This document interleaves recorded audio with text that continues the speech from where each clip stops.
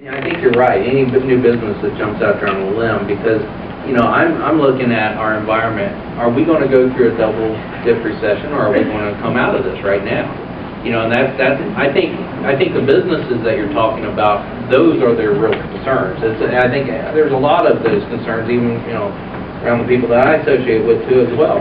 That it's like, okay, do we want to make that investment? And I don't think it really has to do with the city itself as far as the mayor, because the mayor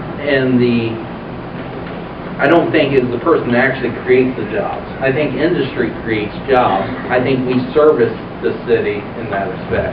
Now, in economic development, I think if we get out there, we can try to help coach, and I work in economic development, you can try to help coach those businesses, and you can try to help. It comes down to businesses are smart to do their own evaluation prior to opening up business.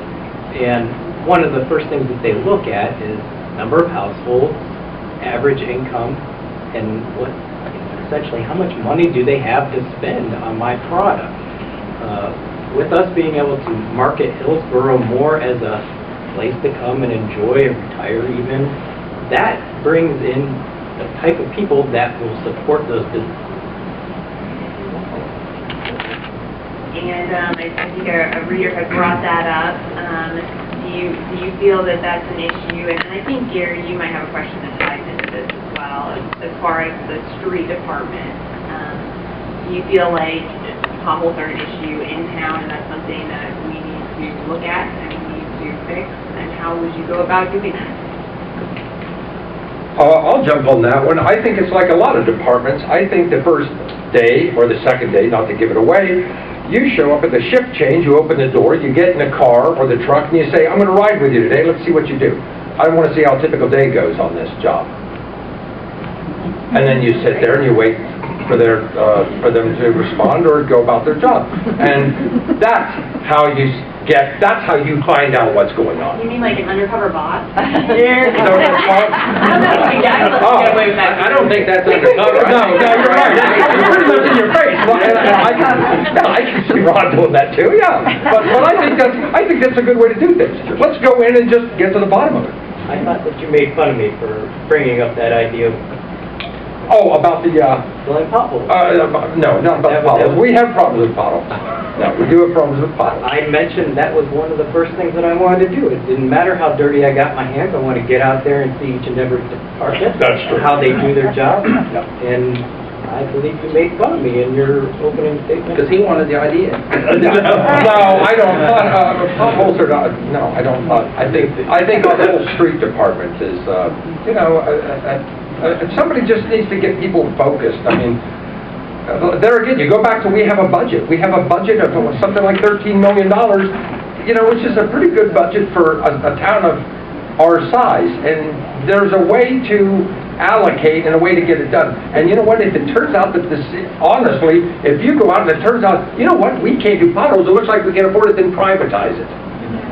You know what? If somebody does my driveway and I don't like the way that it's been redone, I'm not going to pay them. We don't have that option in this city, do we? No, your street's not done, but you're paying for it anyway. So people should have more of a vested. It needs to be a little more.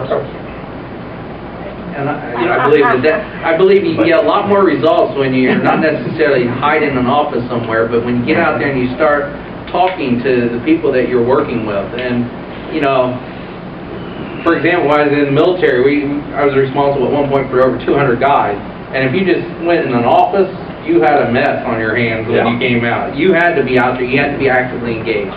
And and I think you need to get out there and do that. But like the pothole situation, I think there's actually a disconnect. I think right now within our city, I think there's a lot of people seeing potholes, but I don't think they're actually stopping at current processes at the city. Is you stop in there at the city office and you fill out or let them know where the street is and so forth of the pothole. I mean, they have a process in place. You have to be blind not to see a number of potholes. Well, I understand exactly. But when I asked someone within the city, because I started doing exactly what we were talking about there, and it's like, well, they're all caught up on what all their work orders. Well, now, granted, there's a disconnect because what we need to do as a public to fix that situation is we need to create more work orders. And we need to go out there and jump in the trucks and actually get involved in that way. They need to be managed better than at that point. If they think that their job is done, they're not being managed correctly. You're right, if they can't manage it, we find people that can manage it. That's one reason why we're looking for mayor. And I think that's the start of some of that change right there. I think by getting somebody in there that can look at those processes and find out, well, how do we energize those people? One, we need to put more, if they're done with their work, we need to put more work on their desk. It's like, okay, this is, because in reality, everybody can see the potholes, but maybe when you get into a position, you've been there for a number of years, you have a tendency to put on blinders and you don't see things. You go through your daily routine, and I'm sure everybody here can relate to that type of routine. And sometimes it takes a jolt to get you out of it, and I think jumping in the pickup truck or going out with them, I think that would be a good jolt. I think, and laying more. We were hoping to get a grant for that, and because we didn't budget for it, nothing's getting done on it, and that is terrible, terrible road. Terrible. And just to follow up on that, do all of you believe that there's enough money in the budget to fix the potholes and do the other things that the city is responsible to do? Or when you're elected, will you say, we don't have money to fill in the potholes? We'll get this on paper now. You know what, you have $13 million and you can divide it up however the community wants to divide it up after you take care of your responsibilities. You have to take care of fire, you have to take care of police, you have to take care of the safety, security of the city first. Beyond that, you have leeway. We keep going back to, and this is a prime reason that I am interested in running and interested in being mayor, is that we always talk about cutting back and finding, ways to cut. We need to get more money in. More business does that, more tax revenue does that, more money solves a lot of problems. And we just need to increase our sources of revenue, then we don't have as many, then we don't have to have this debate. How do we fix the potholes?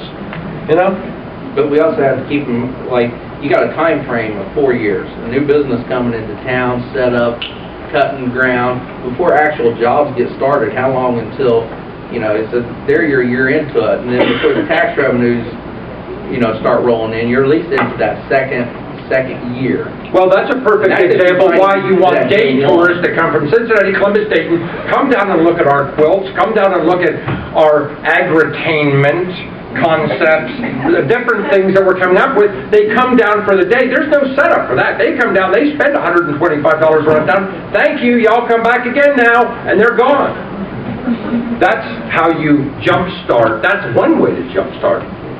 If you can get somebody in for a day, they spend $50, $70, with outside activities, bringing activities in. We have a lot of, there's a lot of things that we take for granted here in Hillsborough. The simple fact that I can park and leave my keys in my car, and that a stranger walks by you on the sidewalk and says hi, that's something we have and we cherish and we take for granted here. And it was something that I didn't realize till I first got here, how much that when you grow up with that, you take that, you could get a good quick burst because there's low startup, and the revenues really doesn't create the jobs per se, but it does create, it could enhance the jobs that we've already got as far as the restaurant sales and so forth, anybody that visits in the community. But overnight, just as quickly as those dollars come in, they can leave the town as well. I agree with that. And so I think that we have to make adjustments. And we need to kind of keep it brief here because we're running down on time. Sure. We currently have built a much larger facility than we needed. We were mandated by the EPA to have a massive storage tank because we treat so much clear water. We need to look at trying to actually have everybody cooperate and try to get that clear water not running. The Times-Gazette really appreciates each of you making the time to be here tonight and to give us honest answers and give the voters a feel for where you're coming from and what you want to do. And I feel like we had a really good participation tonight, and I really appreciate Gary as well.